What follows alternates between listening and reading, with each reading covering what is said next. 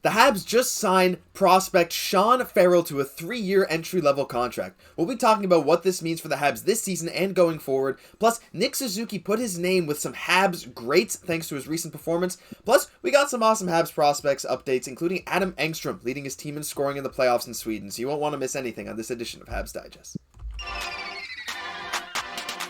Hello, bonjour, ahoy, and welcome to today's news edition of Habs Digest. I'm your host, Josh Gosse, alongside my co-host, Jesse Poirier. And a reminder, as always, before we get into the video, you guys have been hitting the subscribe button a lot recently, so we'd love if we could hit 4,500 subs really, really soon. Hopefully 5,000 before the end of the year, around the draft. We know you guys can help us out. Jesse, first thing today, this is the big news. I'm sure people have made videos about it already, and we made a video talking about it, it feels like just yesterday, right? It was, I think, and Sean Farrell, the guy that we've all been waiting for, has officially, nope, not that one, this one, has officially signed a 3-year entry-level deal with Montreal from 2022-23 to 24-25. This guy is phenomenal. As we went through before, he's a Hobey Baker finalist. His stats are still the same, 52 points in 33 games at Harvard this year, 20 goals, 32 assists. Right away, we know Sean Farrell is, I think, going with Montreal. He's an option to play in Buffalo if they need him, but people are speculating he might play on this back-to-back against Philadelphia. Do you think he'll get some ice time for the Habs right away? And if so, where do you think he'll be playing? I'm so excited to see him really soon. Yeah, I think we'll definitely be seeing him in the next couple games. So it's so great that we just decided to burn that first year of his ELC. We're all just trying to get him into the league as quick as possible. It's going to be the best for him. It's going to be the best for the Habs organization. So super excited to see him really soon. And yeah, it'd be so amazing to see him in that second leg of the back-to-back. As to where I see him in the lineup, Josh, I really think that they're going to put him in a place to succeed. Mm-hmm. They recognize that he's a really intelligent player, that he has a great shot. So I think Marty St. Louis, he recognizes these players that have that high offensive potential. And as Kent Hughes has said, that he really wants to make this an offensively minded team, which is in stark contrast to the vision that we had under Bergevin, which was more of a defensive sort of thing. So if this is the Bergevin era and Sean Farrell's coming in, I'm saying, okay, they're going to put him on the third line. But I think just because of all the injuries that we have and because we want to play that offensive kind of hockey, that right away we're going to put him in a place to succeed on that second line with Kirby Dach. I like that. I think putting him in a top 6 role right away is kind of a, hey kid, prove it. You're probably going to be on the team next year. Even if not, Laval's a good option, but prove yourself. See what you can do. And he's just such a good player, such a good playmaker with also a good shot that, why not give him a shot, especially if he doesn't play against Buffalo? You play him on a back-to-back against the Flyers, who the Habs decimated last time they played him. So it'll be a very interesting opportunity. And he actually has some teammates vying for him already. Here's a quote from Jordan Harris. Pulling out the thesaurus, there's a lot of compliments here. Great player, great kid, like the nicest kid that there is. As a player, incredibly smart, shifty, good playmaker. Don't think he gets enough credit for his shot, like his scoring ability. Definitely an intelligent, savvy player. Jordan Harris singing the praises of Sean Farrell. What does it mean if you're Sean Farrell? A small, 5'9" guy, but you're a Hobey Baker finalist, and you're going to the most storied franchise in hockey, the Montreal Canadiens, in the middle of their rebuild, but you have players who are on the team already singing your praises? That's got to be such a huge confidence boost. It definitely is, and it's nice for us to hear as fans just what kind of person he is, just personality-wise, because those are the things that don't always necessarily come up in the scouting reports that we're looking at, and everything else. So, that's an amazing thing to hear as well, which really just plays into our team culture, which we've been speaking about so much lately. But, great personality aside, he's such a great hockey player as well. Like, with that Harvard team, they were stacked full of players that are going to be in the NHL in the next couple of years for sure. Tons of really good NHL prospects.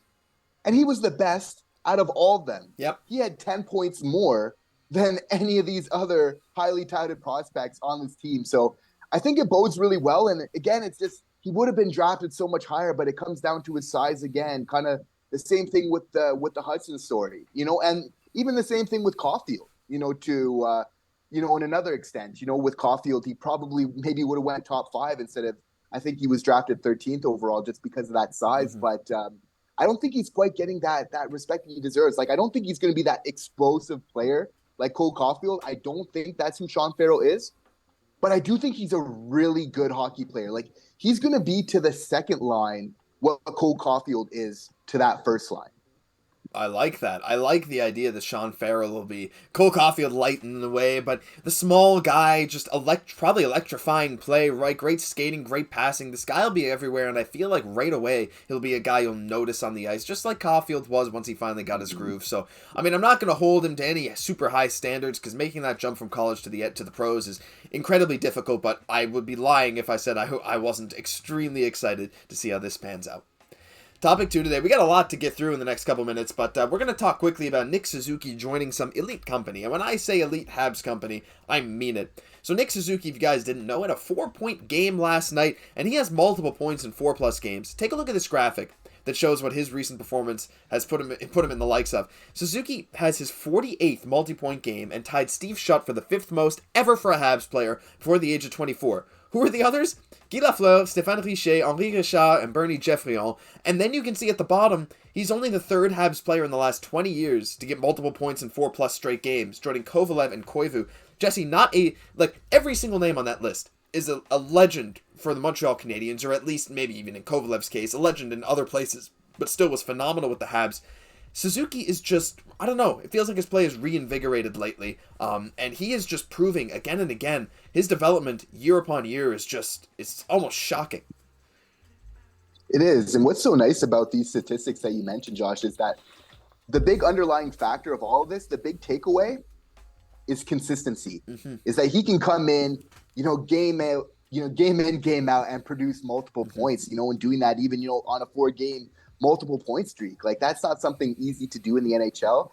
And what I really like about picking Nick Suzuki as a captain, I felt like Kent Hughes had a long-term vision, and he actually came into the organization at such a pivotal moment and such an important time where he had the luxury of naming our captain and kind of, and very much in the same way, determining our future at the same time, because that just happened where we needed to do that at that point in time.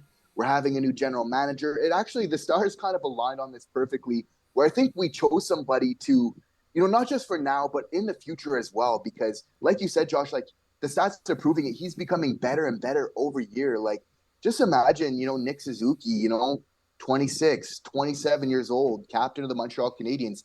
How do you think that team is looking around him? I think just as he continues to evolve and develop, so is the team around him, and it's looking like it can be something really, really good. Yeah, I mean, when you have his ability, right, and you're friends with all your teammates, they see this guy improving year upon year. It gives motivation to these other guys. No one's going to want to come in and say, like, I'm the guy. When you have everyone else improving around you and Nick Suzuki being your leader, it really spurs development for everyone else. So, yeah, he's been so good. Of course, joining Elite Habs company, one more game with multiple points, and he'll pass Steve Shutt, move into 5th all time. He'll pass, I think, Kovalev and be tied with Koivu for most multi-point games in a row since 2000. So pretty crazy stuff from Suzuki, and it's amazing to see it. We got a couple very quick things to get in here before the video's over. The first thing I want to talk about, Jesse, is that Coach Marty spoke out. He spoke out about a lot of things, but mainly I wanted to talk about Johnathan Kovacevic. Coach Marty was asked after the game about the team culture. He said he loves the team, so much fun every day. He wants to lead these guys through the playoffs. Awesome to hear. Obviously, we hear that from the coach a lot, but the one thing, a guy who goes a bit unheralded on the Habs, Johnathan Kovacevic, as posted by GoHabsGo31 on Reddit, he took this quote from the TV interview. I'm proud of him because nothing was given to him. He arrived here with young prospects that we drafted who were ahead of him on the depth chart, but he solidified his spot. He blocked off all the outside noise and stuck to his objective. It's a new goal in life, as someone said in the comments, to have Coach Marty say he's proud of me. I'm sure Johnathan Kovacevic says there is extremely happy to hear this, but he's right. Someone like Justin Barron, Jordan Harris, even Arber Xhekaj, who's worked his way up. We got Kovacevic. We thought, yeah, I mean, he'll be fine. Maybe he'll play a lot in the AHL, but this guy's been a solid NHL defenseman. Have you been as impressed with him as Coach Marty has?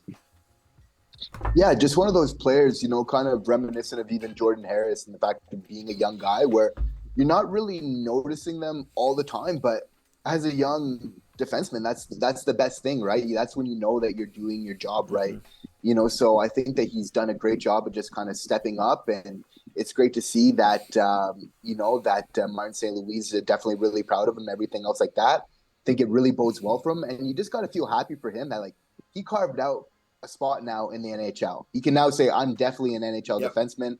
I think other general managers around the league, so no matter how it kind of shakes with our depth chart going forward with our defense, I think he's shown what type of defenseman he is this year. So, I mean, that's great for him. got him for free. He's really not associated with any negative connotations for his play on the ice. I don't think you can go wrong with someone like Johnathan Kovacevic. It's amazing to just have that solid depth defenseman on your team. I think even Jets fans are a little sad that Cheveldayoff decided to waive him, but yay, we're glad to have him, and clearly Coach Marty is too. Final thing, Jesse, really quick at the end. Adam Engstrom, Habs prospect. Reminder, he's a defenseman, and he is dominating the SHL playoffs for Rogel. Look at this. Let me bring that up.